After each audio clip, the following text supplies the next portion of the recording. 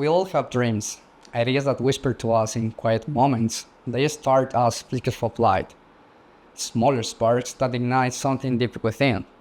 Maybe it's a simple thought, something you've always wanted to create a problem you've been itching to solve, or a vision of a future that only you can see.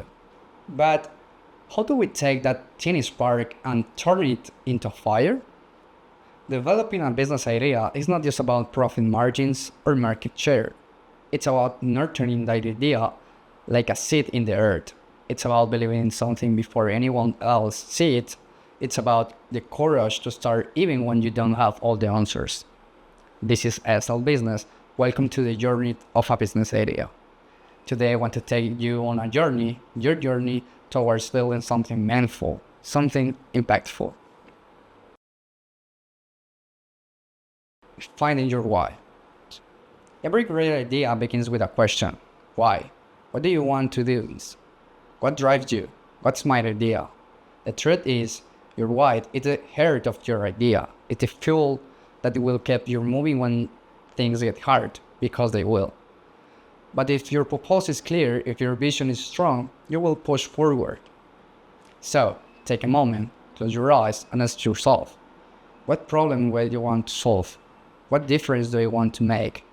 The answer might not come easily, but when they do, you'll know because your head will race a little faster and your pulse will quicken at the top of it. Once you know your why, the next step is turning that vision into something tangible. This is where your real work begins. You need to dive into the details, understand your market, your audience, or your competitors. Research is your roadmap, and the execution should involve your business plan. But don't be afraid to experiment, to try, and to fail. As you outline your plan, remember every idea is alive. It will evolve, shift, and transform as you can nurture it. Be open to change, listen to feedback, but never forget why you start. So, we start with the first of the two sections, the roadmap. The roadmap involves three phases. Phase number 1, analysis. The first step in your journey is to analyze your idea. Ask yourself, what does it consist of? What need, problem, opportunity does it address? Your idea should aim to fill a gap, solve a problem, or bring something new to the market.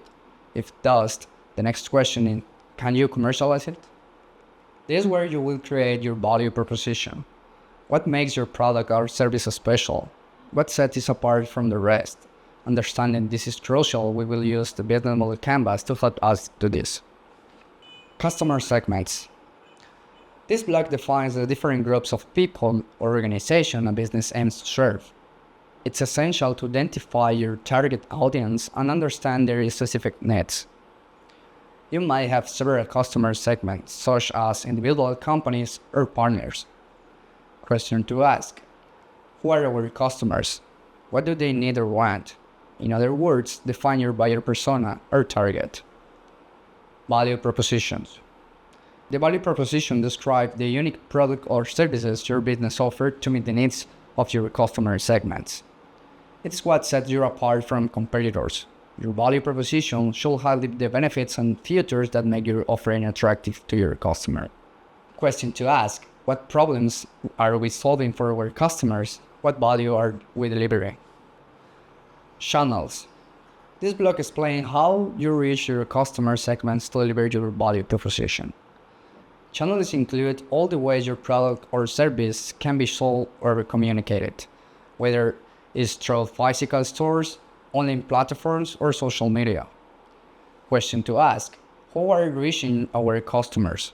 Which channels work best? Customer relationships. This section outlines the type of relationship you establish with your customer.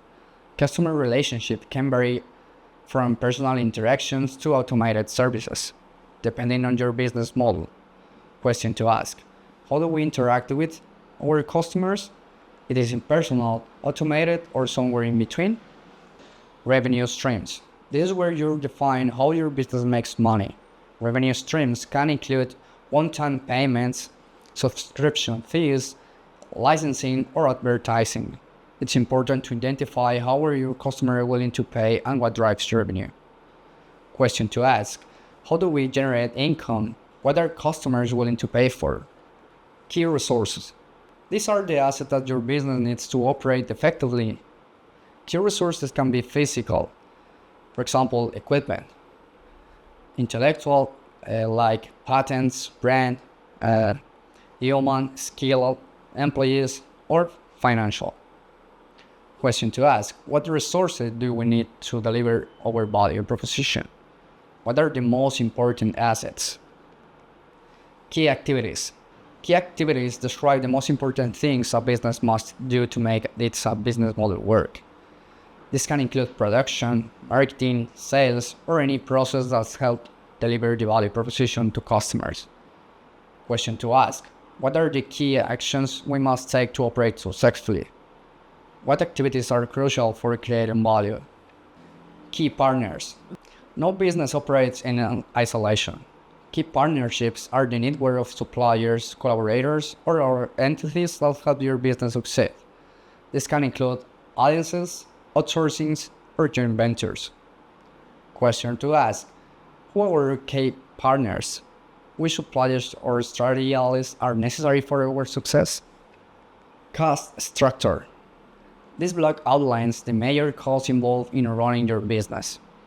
Understanding your cost structure helps you manage expenses effectively.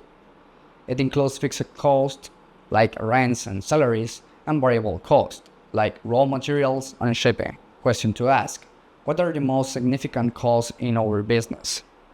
How can we minimize expenses without compromising values? Now, go one step further. Define our differentiator. What's that the unique aspect of your product that will make customers choose you over your competitors?